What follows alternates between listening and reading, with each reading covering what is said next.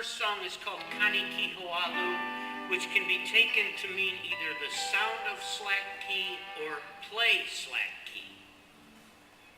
It's written by Ozzy Kotani, and this is one of the pieces he teaches his beginning students.